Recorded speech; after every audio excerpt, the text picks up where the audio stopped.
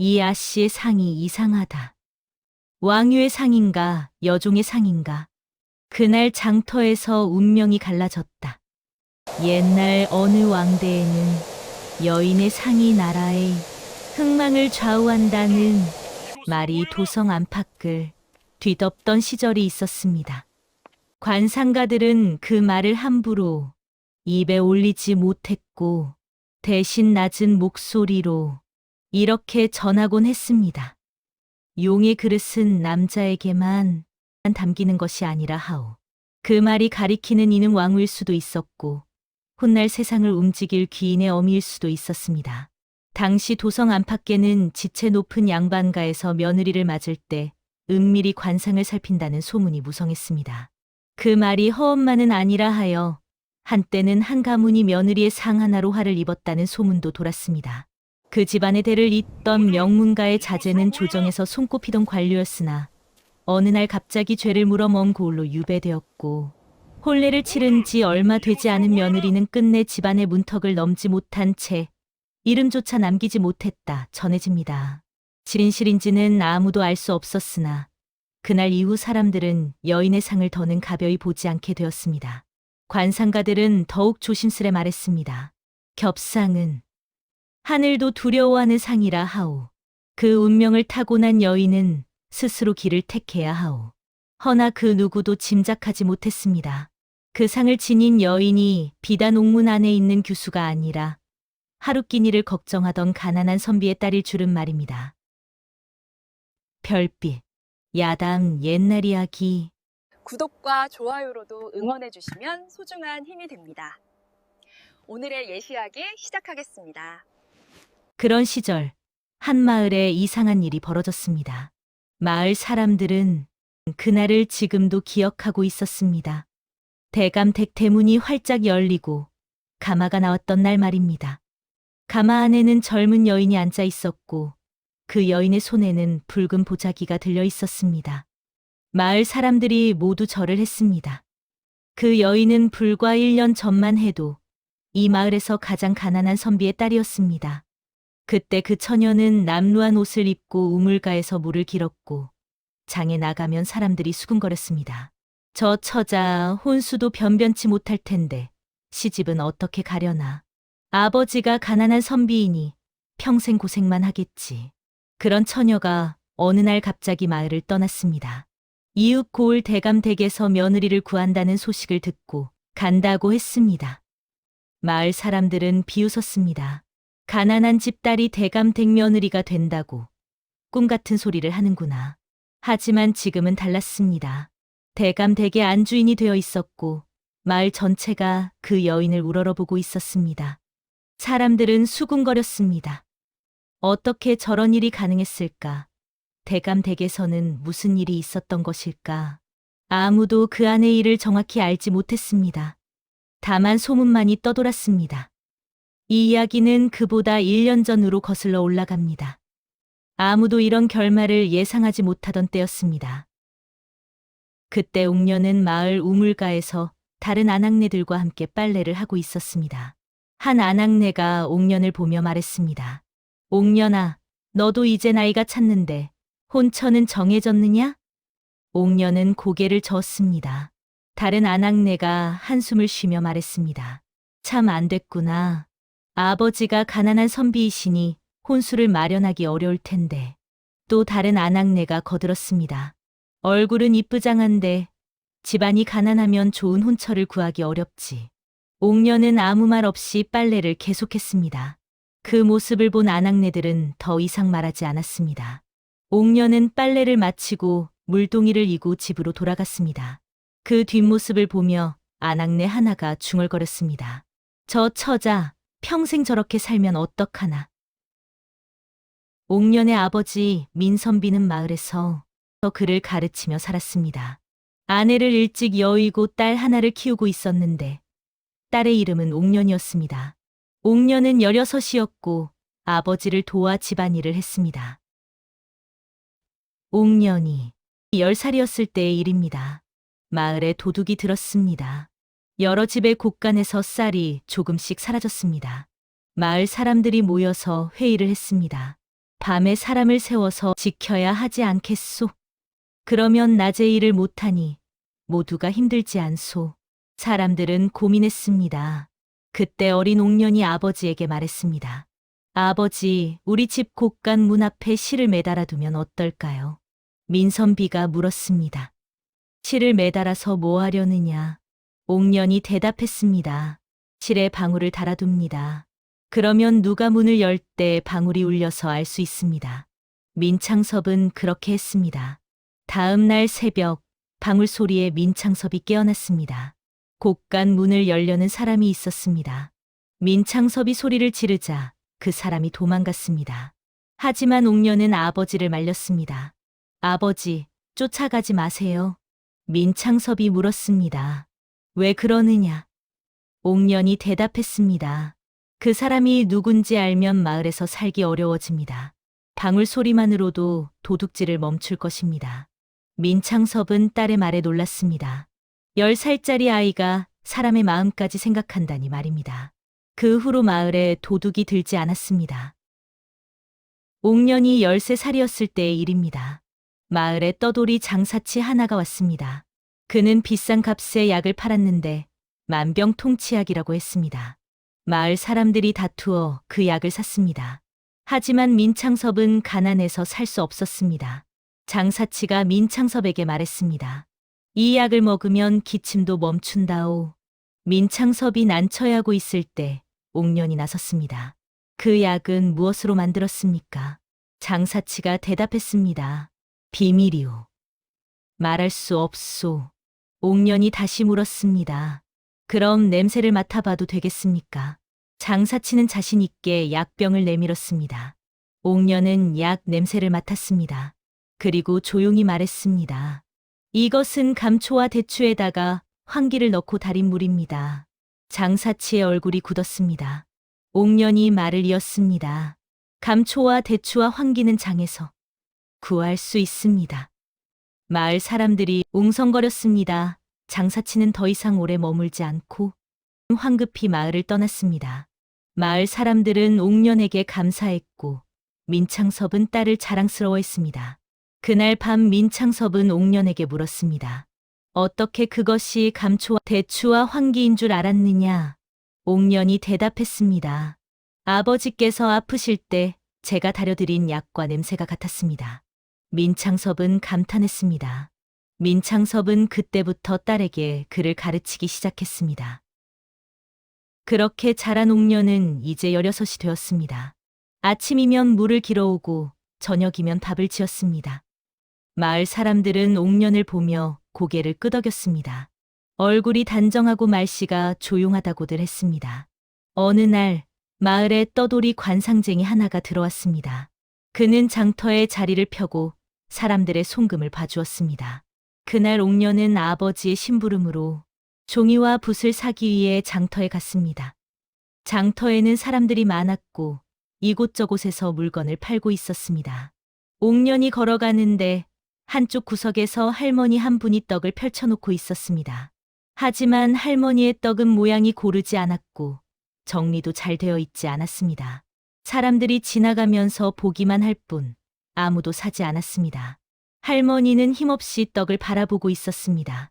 옥년은 할머니 앞에 멈춰 섰습니다. 할머니, 제가 잠깐 도와드려도 될까요? 할머니는 고개를 들어 옥년을 보았습니다. 이 떡이 모양이 볼품없어서 아무도 안 사는구나. 할머니가 말했어요. 옥년은 떡을 하나하나 살펴보았습니다. 떡은 맛있어 보입니다.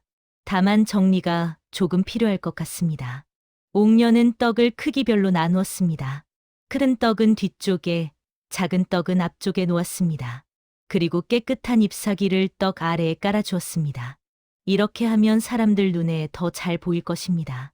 할머니는 옥년의 손길을 지켜보았습니다. 고맙구나, 처자야.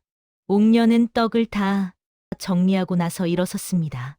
그때 한 아낙네가 다가와서 떡을 샀습니다. 이 떡 2개 주시오. 할머니는 기뻐하며 떡을 건넸습니다. 옥년은 할머니에게 인사하고 다시 걸음을 옮겼습니다. 장터 한쪽에서 관상쟁이가 그 모습을 지켜보고 있었습니다. 옥년이 할머니를 돕는 모습을 처음부터 끝까지 보았습니다. 관상쟁이의 눈빛이 깊어졌습니다. 옥년이 몇 걸음 걷는데 누군가 불렀습니다. 처자, 이리 좀 와보시오. 옥년은 고개를 저었습니다. 저는 관상을 볼 일이 없습니다. 관상쟁이는 웃으며 말했습니다. 그럼 한 가지만 물어보겠소. 처자의 집에 쌀이 얼마나 있소? 옥년은 잠시 생각하다가 대답했습니다. 충분히 있습니다. 관상쟁이가 다시 물었습니다. 얼마나 있는지 물었소. 옥년은 조용히 대답했습니다. 내일 먹을 만큼 있으면 충분한 것 아니겠습니까? 관상쟁이는 고개를 끄덕였습니다. 그때 옆에서 구경하던 한 양반이 비웃으며 끼어들었습니다. 하하, 가난한 처자가 저런 말을 하는구나. 내일 먹을 것만 있으면 충분하다니. 그 양반은 마을에서 제법 재산이 있는 사람이었습니다. 양반이 자랑스럽게 말했습니다. 나는 집에 쌀이 100섬이 넘소. 1년은 먹고도 남지. 관상쟁이가 그 양반에게 물었습니다. 그럼 나리께서는 행복하시겠소? 양반이 대답했습니다. 물론이오. 쌀이 많으니 걱정이 없소. 관상쟁이가 다시 물었습니다. 그럼 내일 당장 흉년이 들어 쌀값이 10배로 뛴다면? 양반은 잠시 생각하다 말했습니다. 그럼 더 좋지. 내 쌀을 비싸게 팔 수 있으니. 관상쟁이가 또 물었습니다. 그럼 그 다음 해에도 흉년이 들고 그 다음 해에도 흉년이 든다면? 양반이 대답했습니다. 그럼 내 쌀을 팔아서 더 큰 부자가 되겠지. 관상쟁이가 조용히 물었습니다. 그럼 나리께서는 그 쌀을 언제 드시겠소? 양반은 말문이 막혔습니다. 관상쟁이가 말을 이었습니다. 쌀을 팔면 나리는 무엇을 드시겠소? 돈을 먹고 사시겠소? 주변 사람들이 웃었습니다. 양반의 얼굴이 붉어졌습니다. 관상쟁이는 옥년을 돌아보며 물었습니다. 처자는 어찌 생각하오? 옥년이 조용히 대답했습니다. 쌀이 100섬 있어도 배는 하나입니다. 한 끼에 먹을 수 있는 양은 정해져 있습니다. 관상쟁이가 물었습니다. 그럼 쌀이 많은 것은 쓸모가 없다는 말이오? 옥년은 고개를 저었습니다. 쓸모가 없는 것이 아닙니다. 하지만 많이 가진 것과 행복한 것은 다릅니다. 양반이 화를 내며 말했습니다. 그럼 가난한 것이 좋다는 말이냐? 옥년이 대답했습니다. 가난이 좋다는 것이 아닙니다. 하지만 내일 먹을 것을 걱정하는 사람은 오늘을 살고 100년 먹을 것을 쌓아둔 사람은 오늘을 못 삽니다. 관상쟁이가 물었습니다. 무슨 뜻이오? 옥년이 말했습니다. 쌀이 100섬 있으면 그것이 상할까 걱정하고 도둑이 들까 걱정하고 쥐가 먹을까 걱정합니다. 하지만 내일 먹을 쌀만 있는 사람은 그저 오늘 저녁을 맛있게 먹으면 됩니다. 주변이 조용해졌습니다. 양반은 아무 말도 하지 못하고 고개를 숙였습니다. 관상쟁이는 한참을 옥년을 바라보았습니다. 그리고 양반에게 말했습니다. 나리께서는 쌀은 많으나 지혜는 적으시오. 하지만 이 처자는 쌀은 적으나 지혜는 많소. 양반은 부끄러워하며 자리를 떠났습니다. 관상쟁이는 옥년에게 다가와 말했습니다. 처자, 참으로 놀랍소. 옥년은 고개를 숙였습니다. 관상쟁이가 말을 이었습니다. 나는 평생 사람의 관상을 봐왔소. 하지만 처자 같은 상은 처음 보았소. 옥년은 아무 말도 하지 않았습니다. 관상쟁이가 조용히 말했습니다. 처자는 단순히 영리한 것이 아니오. 남을 깨우치되 상처 주지 않고 지혜로우되 교만하지 않소. 관상쟁이는 잠시 하늘을 올려다보았습니다. 그리고 다시 옥년을 보며 말했습니다. 처자에게는 큰 복이 있소. 옥년은 조용히 물었습니다. 무슨 복입니까? 관상쟁이가 대답했습니다. 높은 곳에 오를 상이요. 처자는 왕후의 상을 타고났소. 주변에서 듣고 있던 사람들이 웅성거렸습니다. 가난한 집 처자가 어떻게 왕후의 관상을 타고나 높은데 올라갈 수 있소? 관상쟁이가 헛소리를 하는 것 아니오. 하지만 관상쟁이는 확신에 찬 목소리로 말했습니다. 하늘이 처자에게 지혜를 주었으니 반드시 그 지혜를 쓸 곳도 마련해 줄 것이오. 옥년은 그 말을 듣고 조용히 웃었습니다. 저에게는 그런 복이 어디에 있겠습니까? 옥녀는 대수롭지 않다는 듯 고개를 숙여 인사하고 돌아섰습니다. 그때 장터 저편에서 한 양반이 이 모든 모습을 지켜보고 있었습니다. 옛 이조판서를 지낸 대감마님이었습니다. 대감마님은 말을 타고 장터를 지나가다가 옥년이 할머니를 돕는 모습부터 지금까지 모두 보았습니다. 대감마님은 옥년의 뒷모습을 한참 바라보았습니다. 관상쟁이는 대감마님이 옥년을 바라보는 것을 알아챘습니다. 관상쟁이는 대감마님에게 다가가 조용히 말했습니다. 대감마님, 저 처자를 보셨습니까? 대감마님은 고개를 끄덕였습니다. 보았소. 처음부터 끝까지 다 보았소. 무언가 특별한 기운이 있는 것 같소. 관상쟁이는 잠시 말을 아끼다가 입을 열었습니다. 저 처자는 겹상을 타고났습니다. 대감마님이 물었습니다. 겹상이라 무슨 뜻이오? 관상쟁이는 조용히 대답했습니다. 왕후의 상과 여종의 상을 함께 지녔습니다. 대감마님은 놀라서 관상쟁이를 바라보았습니다. 그것이 무슨 말이오? 관상쟁이는 옥년의 뒷모습을 바라보며 말했습니다. 저 처자는 하늘이 높이 올릴 수도 있고 낮게 둘 수도 있는 운명입니다. 왕후가 될 수도 있고 여종이 될 수도 있습니다. 그 운명이 어느 쪽으로 기울지는 아무도 모릅니다. 대감마님은 옥년의 뒷모습을 다시 바라보았습니다. 겹상이라. 대감마님의 얼굴에 복잡한 표정이 스쳤습니다. 관상쟁이는 다시 말했습니다. 하지만 저 처자의 지혜와 마음을 보니 그 운명을 잘 헤쳐나갈 것입니다. 시연이 와도 저 마음으로 복으로 바꿀 것입니다. 대감마님은 오랫동안 옥년의 뒷모습을 바라보았습니다. 저런 지혜와 마음을 가진 처자가. 대감마님은 잠시 생각에 잠겼습니다. 겹상이라. 과연 그 운명이 어디로 흐를까? 대감마님의 마음속에 옥년의 모습이 깊이 새겨졌습니다. 대감마님이 떠난 후 관상쟁이는 혼자 남아 옥년의 뒷모습을 한참 바라보았습니다. 그리고 혼잣말처럼 중얼거렸습니다. 저 처자, 지혜가 깊을 뿐 아니라 마음도 비어 있구나. 복을 들어도 교만하지 않으니 진짜 복이 올 것이로다. 관상쟁이는 잠시 말을 멈췄다가 다시 중얼거렸습니다. 하지만 겹상이라. 그의 얼굴에 걱정이 스쳤습니다. 왕후의 상과 여종의 상을 함께 타고났으니 하늘이 높이 올리려 하는지 낮게 두려 하는지 알 수가 없구나. 관상쟁이는 고개를 천천히 저었습니다. 그 운명의 무게를 견디기란 쉽지 않을 것이로다. 하지만 그는 다시 옥년의 뒷모습을 바라보며 말했습니다. 그래도 저 지혜와 저 마음이라면. 그의 목소리에 희망이 섞였습니다. 저 처자라면 그 운명을 잘 헤쳐나갈 것이로다.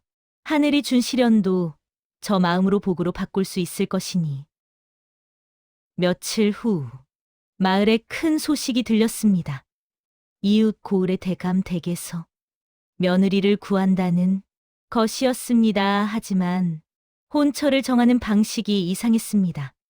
중매쟁이가 각 마을을 돌며 처녀들을 모집했고 원하는 처녀는 누구나 대감 댁으로 가서 처자의 지혜를 보고 뽑는다는 것이었습니다.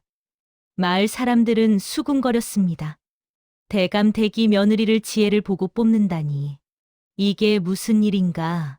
아마 재산이 많아서 함부로 며느리를 드릴 수 없는 모양이오.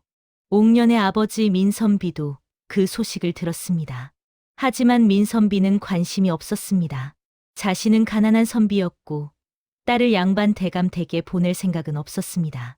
그런데 어느 날 중매쟁이가 민선비의 집을 찾아왔습니다. 선비님, 이 댁에 참한 아씨가 있다고 들었습니다. 민선비는 고개를 저었습니다. 우리 집은 가난하오. 대감 댁과는 어울리지 않소. 중매쟁이는 물러서지 않았습니다. 아씨의 지혜롭다는 소문을 들었습니다. 한번 보내보시지요. 민선비는 다시 거절했습니다. 혼수도 마련할 수 없는데 어찌 대감 댁에 보내겠소. 하지만 중매쟁이는 며칠 뒤에 또 찾아왔습니다. 선비님, 대감 댁에서는 혼수를 보지 않습니다. 오직 지혜와 마음만 본다고 합니다. 중매쟁이는 3번이나 찾아와 권했습니다. 민선비는 고민이 되었습니다. 중매쟁이가 이렇게까지 권하는 것도 이상했고 대감댁에서 지혜를 본다는 말도 마음에 걸렸습니다. 민선비는 옥년을 불러 물었습니다. 옥년아, 대감댁에서 며느리를 구한다는데 중매쟁이가 너를 보내라고 자꾸 권한다. 어찌 생각하느냐? 옥년은 잠시 생각하더니 대답했습니다. 아버지, 제가 한번 해보겠습니다. 민선비는 놀랐습니다. 왜 그런 생각을 하느냐? 우리 같은 집안이 대감댁과 어울리겠느냐? 옥년은 조용히 대답했습니다. 저희 집은 가난합니다. 제가 시집을 가더라도 혼수를 마련할 수 없습니다. 그런데 대감댁에서는 처자의 지혜를 본다고 합니다. 민선비는 딸을 바라보았습니다. 어떤 지혜를 본다는 것인지는 모르나 쉽지는 않을 것이다. 옥년은 고개를 끄덕였습니다. 알고 있습니다. 하지만 지혜를 본다면 저도 한번 해볼 수 있지 않겠습니까? 민선비는 한참을 생각했습니다. 딸의 눈빛이 흔들림이 없었습니다. 그런 옥년을 결심을 안 민선비가 말했습니다. 그렇다면 한번 가보거라. 옥년의 굳은 결심에 민선비는 허락했습니다. 며칠 후 옥년은 이웃 고을로 갔습니다. 대감댁 앞에는 이미 10명이 넘는 처녀들이 모여 있었습니다. 모두 좋은 옷을 입고 있었고 하인들을 데리고 온 처녀도 있었습니다. 옥년만 홀로 왔고 옷도 남루했습니다. 처녀들은 옥년을 보며 수군거렸습니다. 저 처자는 혼자 왔네. 옷도 남루하니 집안이 가난한 모양이야. 대감댁의 집사가 나와서 말했습니다. 시험은 3차례입니다. 각 시험은 여러분의 지혜와 마음을 보기 위한 것입니다. 정답은 따로 없으니 자신의 생각대로 하시면 됩니다. 집사는 잠시 처녀들을 둘러보았습니다. 준비되셨습니까? 처녀들은 고개를 끄덕였습니다. 첫 번째 시험을 시작하겠습니다. 집사는 처녀들을 마당으로 안내했습니다. 마당 한가운데에는 막대기로 땅에 선이 하나 그어져 있었습니다. 한자 정도 길이의 곧은 선이었습니다. 집사가 말했습니다. 이 땅에 그은 선을 짧게 만드십시오.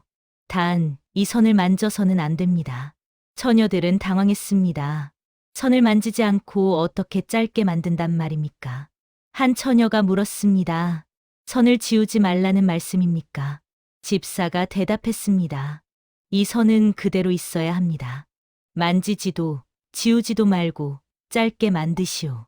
처녀들은 서로 얼굴만 바라보았습니다. 어떤 처녀는 선 주위를 빙빙 돌며 살펴보았습니다. 다른 처녀는 고개를 저으며 포기했습니다. 이것은 불가능한 일입니다. 옥년은 가만히 서서 땅에 그은 선을 바라보았습니다. 그리고 주위를 둘러보았습니다.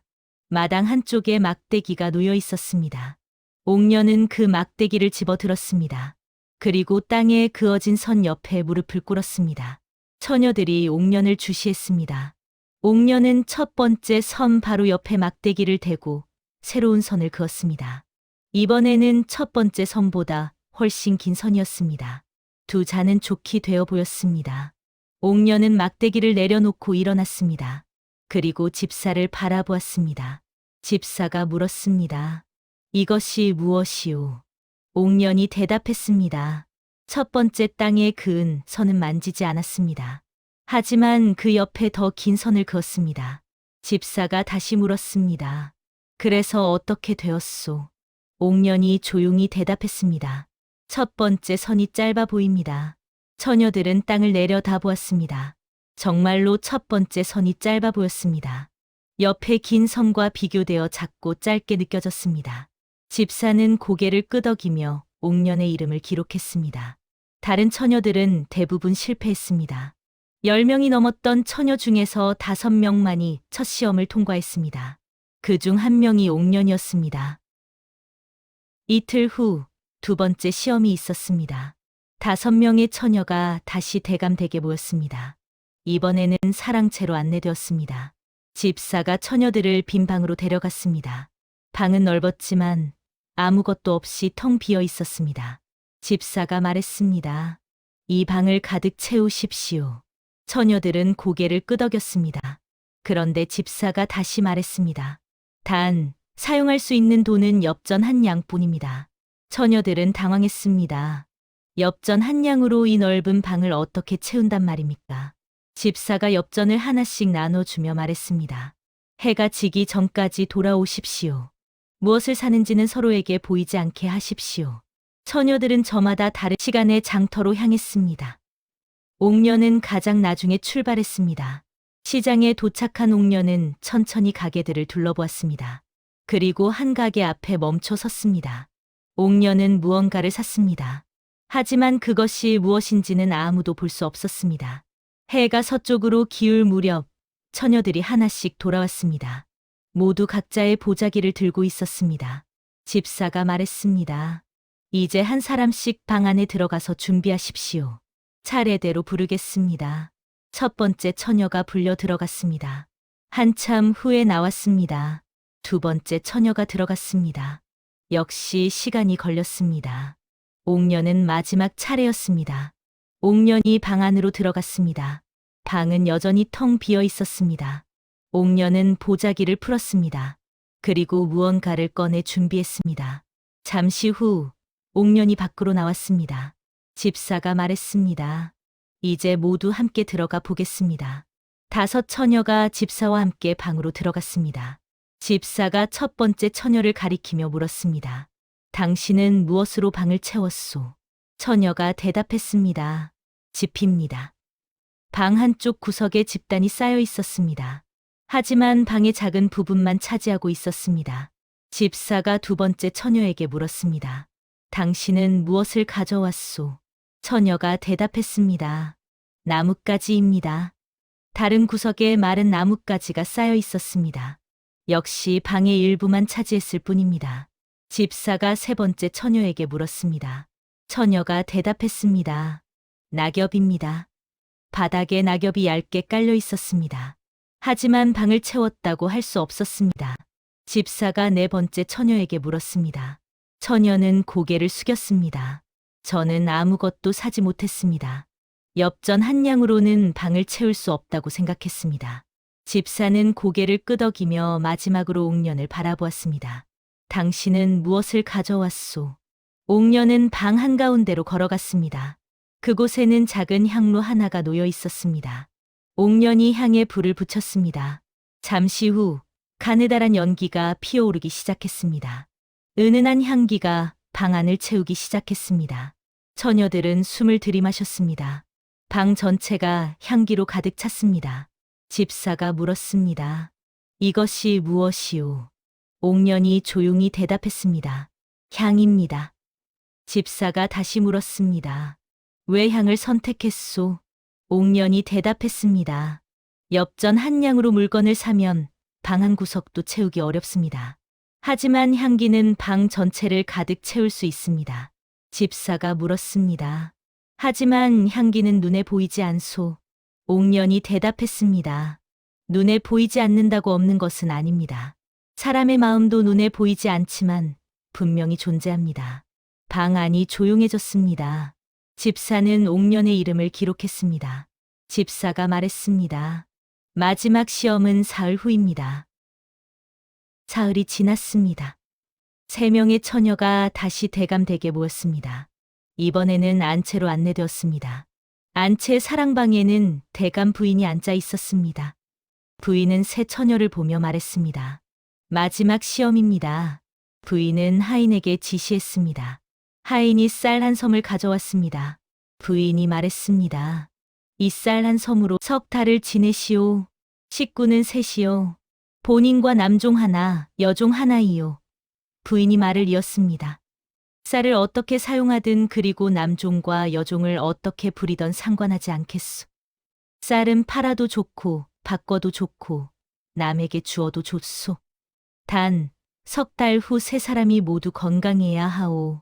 세 처녀는 각각 방 하나씩을 배정받았고 각자에게 남종과 여종이 한 명씩 배정되었습니다. 옥년은 자신의 방으로 들어갔습니다. 쌀 한 섬이 방 한쪽에 놓여 있었습니다.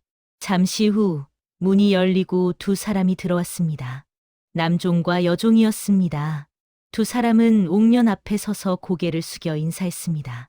옥년도 가볍게 고개를 숙였습니다. 옥녀는 남종의 눈빛이 무언가를 살피는 듯한 모습이 느껴졌습니다. 하지만 옥녀는 개의치 않고 고개를 돌렸습니다.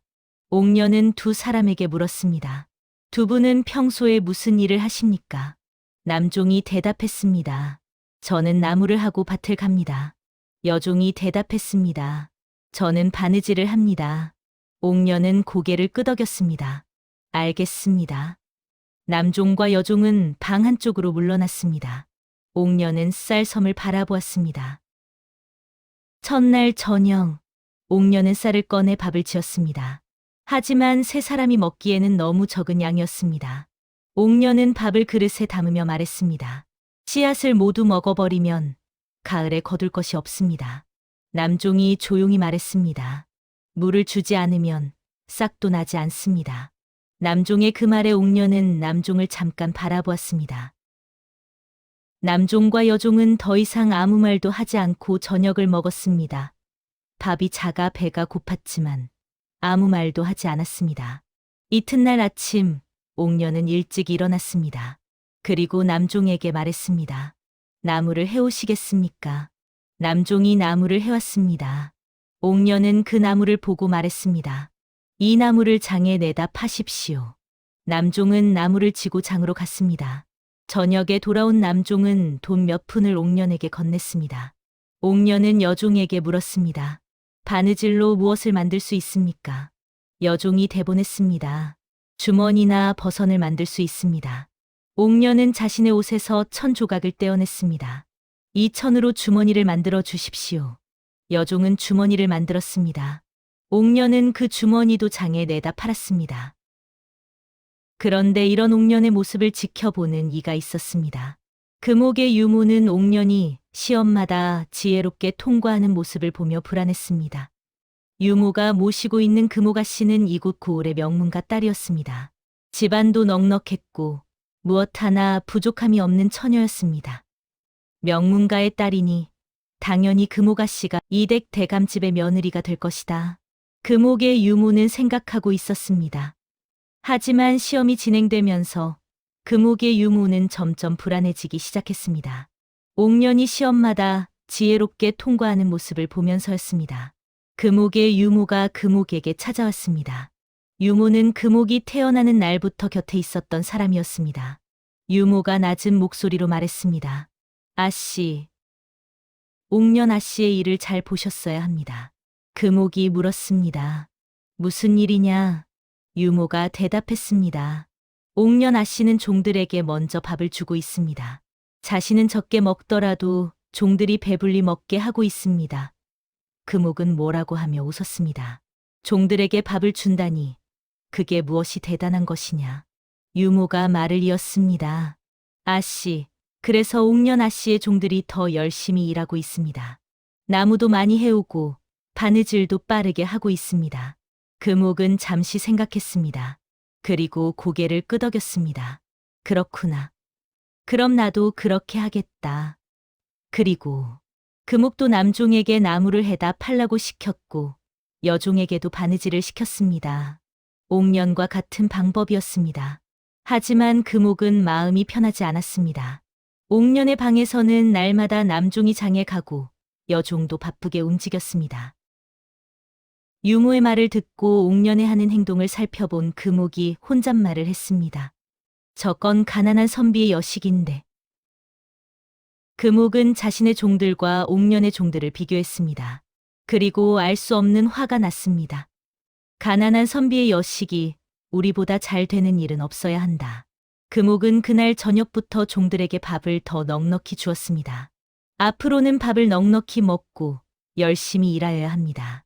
종들은 금옥의 말에 고마워했지만 금옥의 마음 속에서는 옥년을 이기고 싶은 마음이 가장 컸습니다. 종들을 진심으로 생각하는 마음은 아니었습니다. 여러 날이 지나면서 금옥의 종들도 건강해지고 쌀도 적당히 남아 있었습니다. 어느 날 저녁 옥년은 방 밖에서 잠시 앉아 있었습니다. 그때 옆방의 종들이 이야기하는 소리가 들렸습니다. 마님은 금옥 아씨를 마음에 두고 계시는 것 같아요. 다른 종이 대답했습니다. 그렇군. 그럼 금옥 아씨가 며느리가 될 것 같네요.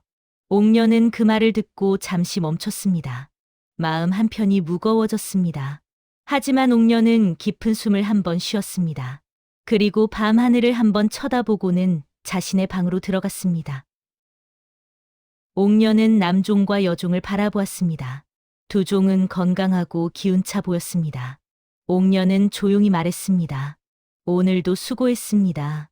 남종과 여종은 고개를 숙였습니다. 옥녀는 자신이 할 수 있는 것을 했다고 생각했습니다. 그리고 더 이상 걱정하지 않기로 했습니다.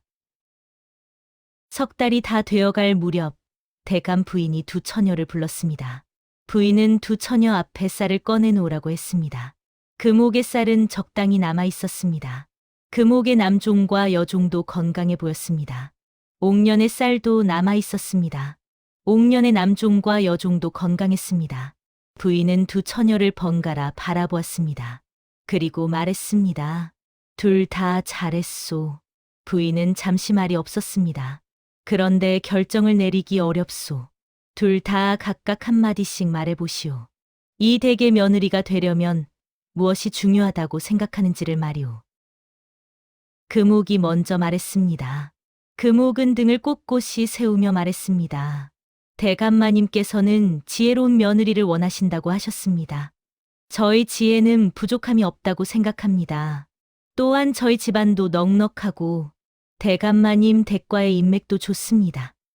이 집안에 어떤 어려움이 오더라도 저희 집안이 든든한 뒷배가 될 것입니다. 금옥의 말은 자신 있었고 당당했습니다. 부인은 고개를 끄덕였습니다. 옥년의 차례가 되었습니다. 옥년은 잠시 생각하다가 조용히 말했습니다. 저는 가난한 선비의 딸입니다. 집안도 변변치 못하고 혼수도 마련할 수 없습니다. 옥년은 잠시 멈췄습니다. 그리고 자신의 남종과 여종을 바라보았습니다. 하지만 저는 이 석 달 동안 남종과 여종이 건강하게 지내는 것을 제일 먼저 생각했습니다. 그들이 힘이 있어야 저도 힘이 있었습니다. 옥년은 잠시 멈췄습니다. 저는 앞으로도 그렇게 살겠습니다. 주변의 사람들이 건강하고 행복하면 저도 행복할 것이라고 생각합니다. 옥년의 말이 끝나고 방 안이 조용해졌습니다. 침묵이 흘렀습니다. 옥년이 말하는 모습을 지켜보던 금옥은 옥년의 말을 듣고 무언가 충격을 받은 듯한 얼굴이었습니다. 금옥은 생각했습니다.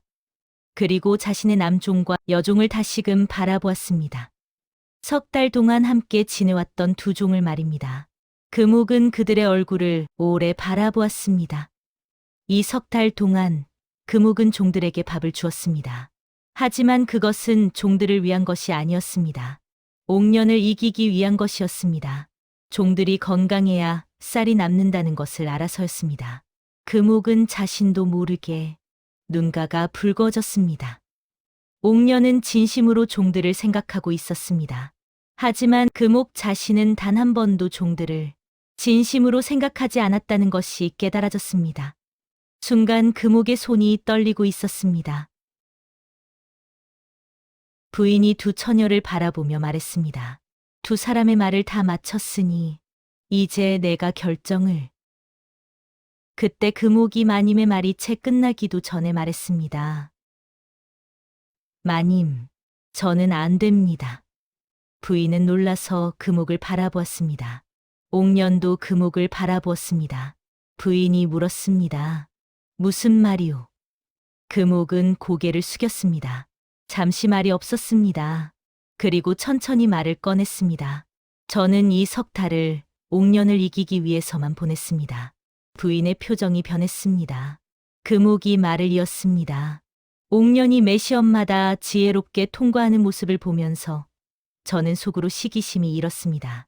명문가의 딸인 저가 가난한 집 딸에게 지는 것이 싫었습니다. 금옥의 목소리가 떨렸습니다. 저는 유모에게 옥년이 하는 것을 지켜보라고 했습니다. 유모가 귀뜸해주는 대로 종들에게 밥을 주었습니다. 옥년과 같은 방법으로 나무도 팔고 바느질도 팔았습니다. 금옥은 잠시 고개를 더 깊이 숙였습니다. 하지만 그것은 종들을 위한 것이 아니었습니다.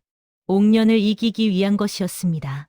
금옥은 눈물을 흘렸습니다. 방금 옥년이 한 말을 듣고 저는 깨달았습니다. 옥년은 진심으로 종들을 생각했지만 저는 단 한 번도 그렇지 않았다는 것을. 금옥은 깊이 절을 했습니다. 만약 제가 이 집 며느리가 된다면 앞으로 평생 스스로가 부끄러울 것입니다. 그래서 저는 스스로 물러나겠습니다. 금옥은 천천히 일어나 마님께 절을 드리고 난 뒤 문으로 향했습니다.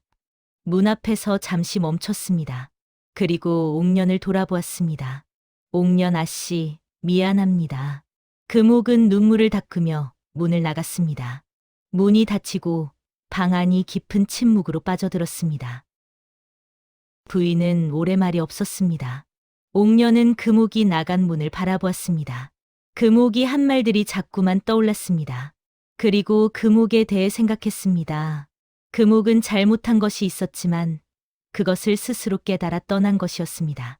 금옥은 명문가의 딸이었고 집안도 넉넉했습니다. 종들도 건강했고 쌀도 적당히 남아 있었습니다. 만약 금옥이 떠나지 않았다면 며느리로 선택받을 것은 금옥이었을 것입니다. 이런 생각을 하며 옥년은 그 자리에 서 있었습니다. 그날 저녁, 옥년은 혼자 방에 앉아 있었습니다. 남종과 여종은 밖에 나가 정리하고 있었습니다. 잠시 후 여종이 방 안으로 들어왔습니다. 여종은 옥년의 표정을 보고 멈췄습니다. 아씨, 무슨 일이십니까? 옥년은 잠시 말이 없었습니다. 그리고 조용히 말했습니다. 오늘 금옥 아씨가 떠난 것을 봤습니다. 여종은 고개를 끄덕였습니다. 옥년이 말을 이었습니다. 금옥 아씨는 이 댁의 며느리가 될 자격이 있었습니다. 집안도 넉넉하고 종들도 건강했습니다. 만약 금옥 아씨가 떠나지 않았다면 저는 금옥 아씨를 이길 수 없었을 것입니다. 여종은 옥년을 바라보았습니다. 옥년이 말했습니다. 그렇다면 저도 떠나야 할 것 같습니다. 여종은 놀랐습니다. 아씨, 왜 그런 말씀을? 옥년은 고개를 저었습니다. 저는 금옥 아씨를 이긴 것이 아닙니다. 금옥 아씨가 스스로 물러난 것입니다. 제가 온전히 이긴 것이 아니니 저도 떠나는 것이 옳을 것 같습니다. 여종은 옥년의 눈빛을 보고 더 이상 말하지 않았습니다. 다음 날 아침, 옥년은 부인을 찾아갔습니다. 부인은 사랑방에 앉아 있었습니다. 옥년은 깊이 절을 하고 말했습니다. 마님께 말씀드릴 것이 있습니다. 부인이 물었습니다. 무엇이냐? 옥년이 대답했습니다. 저도 떠나겠습니다. 부인은 놀라서 옥년을 바라보았습니다. 왜 그런 말을 하는 것이냐? 옥년이 대답했습니다. 금옥 아씨가 떠난 것은 금옥 아씨의 깨달음이었습니다. 저는 아무것도 한 것이 아닙니다. 제가 온전히 이긴 것이 아니니 저도 떠나는 것이 옳다고 생각했습니다. 부인은 한참을 옥년을 바라보았습니다. 옥년의 말을 듣고 나서 부인은 한참을 생각했습니다. 그리고 옥년을 보며 잠깐 기다리거라 말하며 일어나 밖으로 나갔습니다. 부인은 대감을 찾아가 옥년의 말을 전했습니다. 대감은 잠시 말이 없었습니다. 그리고 눈을 감았습니다.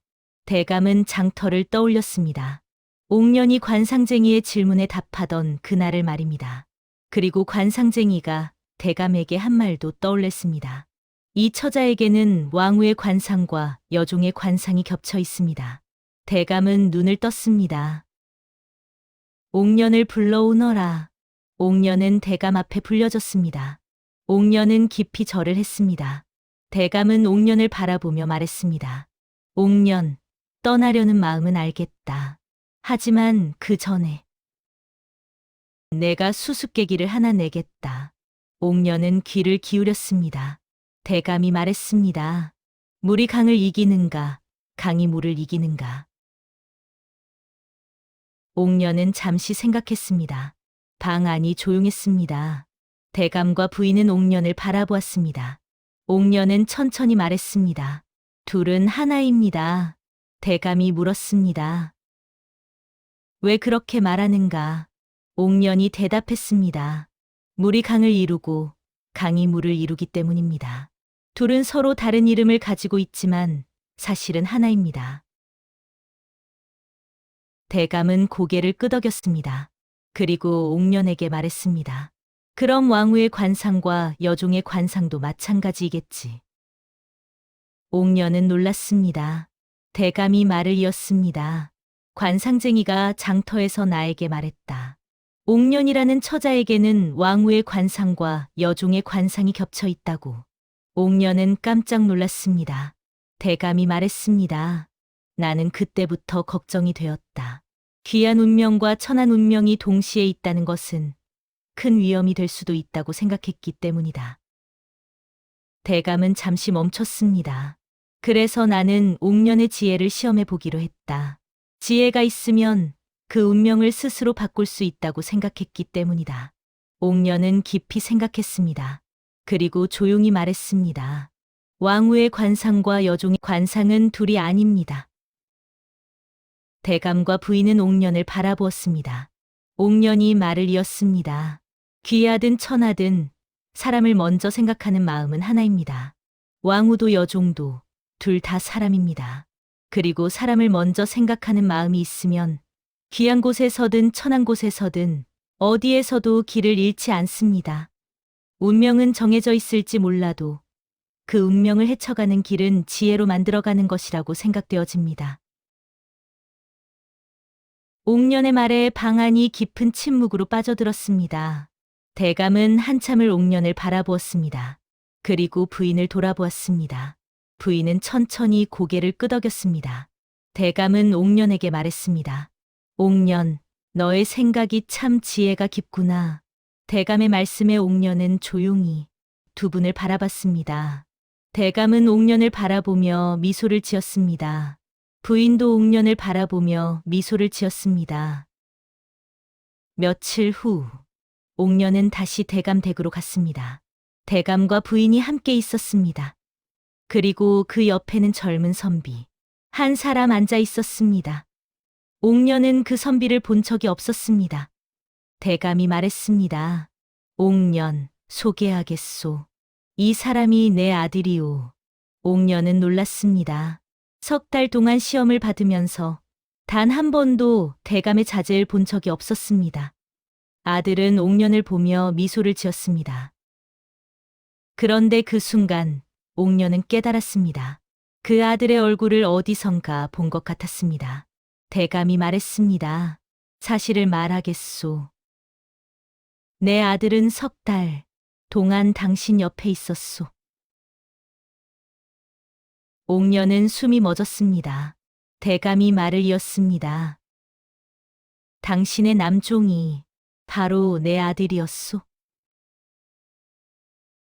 옥년은 믿을 수 없었습니다. 자신의 남종이 대감의 아들이었다니.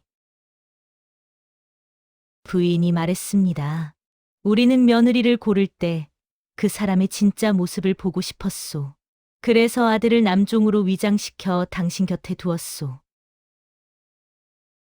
옥년은 온몸이 떨렸습니다. 대감이 말했습니다. 내 아들은 석 달 동안 당신을 지켜봤소. 당신이 어떻게 종들을 대하는지, 어떻게 어려움을 헤쳐나가는지 모든 것을 보았소. 아들이 일어나서 옥년에게 다가왔습니다. 옥년 아씨, 저는 당신을 존경합니다. 당신은 제가 남종일 때도 저를 사람으로 대해주셨습니다.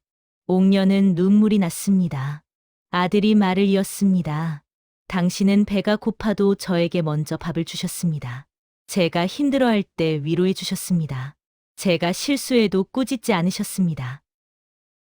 대감이 말했습니다. 그것이 바로 우리가 찾던 며느리였소. 지혜만 있는 사람이 아니라 마음이 따뜻한 사람 말이오. 부인이 옥년에게 다가왔습니다. 옥년, 저는 당신을 시험했소. 일부러 당신을 의심하고 힘들게 했소. 용서하시오. 옥년은 고개를 저었습니다. 괜찮습니다. 마님께서도 며느리를 신중하게 고르시려 했을 뿐입니다. 대감이 물었습니다. 옥년, 내 아들과 혼인하겠소. 옥년은 아들을 바라보았습니다. 아들은 진심 어린 눈빛으로 옥년을 바라보고 있었습니다. 옥년은 조용히 대답했습니다. 방 안에 있던 모든 사람이 웃었습니다. 며칠 후 옥년과 대감의 아들은 혼례를 올렸습니다. 마을 사람들이 모두 모였습니다. 옥년의 아버지 민선비도 왔습니다. 민선비는 딸을 보며 눈물을 흘렸습니다. 내가 이렇게 될 줄은 몰랐구나. 옥년은 아버지에게 말했습니다. 아버지께서 가르쳐 주신 덕분입니다. 민창섭은 고개를 저었습니다. 나는 글만 가르쳤을 뿐이다. 옥년은 미소를 지었습니다. 아버지는 사람을 대하는 법을 가르쳐 주셨습니다. 옥년은 대감 댁의 며느리가 되었습니다. 1년이 지났습니다. 옥년은 대감 댁의 노비들을 위한 새로운 규칙을 만들었습니다. 노비들에게 놀고 있는 땅을 나눠주고 그들이 직접 농사를 짓게 했습니다. 그리고 수확의 일부를 그들에게 주었습니다. 처음에는 다른 양반집에서 비웃었습니다. 하지만 1년 후 대감 댁의 수확이 다른 집보다 훨씬 많아졌습니다. 노비들이 자발적으로 열심히 일했기 때문입니다. 다른 양반집에서도 옥년의 방법을 따라하기 시작했습니다. 어느 날 옥년이 장터를 지나가고 있었습니다. 그때 옛날에 그 관상쟁이를 만났습니다. 관상쟁이는 옥년을 보고 웃었습니다. 마님, 그때 제가 무엇을 보았는지 아시오. 옥년은 고개를 가로저었습니다. 관상쟁이가 말했습니다. 그때 제가 마님에게 쌀이 얼마나 있느냐고 물었소. 그런데 그때 마님은 내일 먹을 만큼 있으면 충분하다고 했소. 옥년은 기억했습니다. 관상쟁이가 말을 이었습니다. 그 말에서 저는 마님의 지혜를 보았소. 가난을 부끄러워하지 않고 오늘에 만족할 줄 아는 마음 말이오. 그것이 진짜 귀한 상이오. 관상쟁이는 그 말을 남기고 사라졌습니다. 10년이 지났습니다. 옥년은 아들을 낳았고 대감 댁은 이 고을에서 가장 모범적인 집안이 되었습니다. 사람들은 대감 댁의 노비들이 다른 집보다 더 행복해 보인다고 말했습니다. 그리고 옥년을 보며 말했습니다. 저 분이야말로 진짜 지혜로운 분이시다. 어느 날 옥년의 아버지 민창섭이 세상을 떠났습니다. 옥년은 아버지의 장례를 성대하게 치렀습니다. 장례식에 마을 사람들이 모두 모였습니다. 그들은 옥년에게 말했습니다. 선비님께서 훌륭한 딸을 두셨습니다. 옥년은 눈물을 흘리며 말했습니다. 아버지께서 저를 훌륭하게 키우셨습니다. 장례가 끝나고 옥년은 아버지의 서재를 정리했습니다. 책상 서랍 안에서 오래된 종이 한 장을 발견했습니다. 종이에는 아버지의 글씨로 이렇게 적혀 있었습니다. 딸아, 지혜는 사람을 이기는 것이 아니라 사람을 살리는 것이다. 옥년은 그 종이를 소중히 간직했습니다. 그리고 평생 그 말을 잊지 않았습니다. 세월이 흘러 옥년도 나이가 들었습니다. 손주들이 옥년에게 물었습니다. 할머니는 어떻게 이 집안의 안주인이 되셨어요? 옥년은 웃으며 대답했습니다. 지혜로워서가 아니란다. 사람을 사랑해서지. 옥년이 말을 이었습니다. 진짜 지혜는 남을 이기는 것이 아니라 남과 함께 사는 법을 아는 것이란다. 그 이야기는 지금도 마을에 전해지고 있습니다. 가난한 선비의 딸이 지혜로 대감 댁의 안주인이 되었다는 이야기. 그리고 그 지혜가 단순히 영리함이 아니라 사람을 향한 따뜻한 마음이었다는 이야기. 마을 사람들은 지금도 말합니다. 관상보다 중요한 것은 마음이고 재산보다 중요한 것은 지혜이며 지혜보다 중요한 것은 사랑이다. 그리고 그것이 바로 옥년이 평생 보여준 것이었습니다.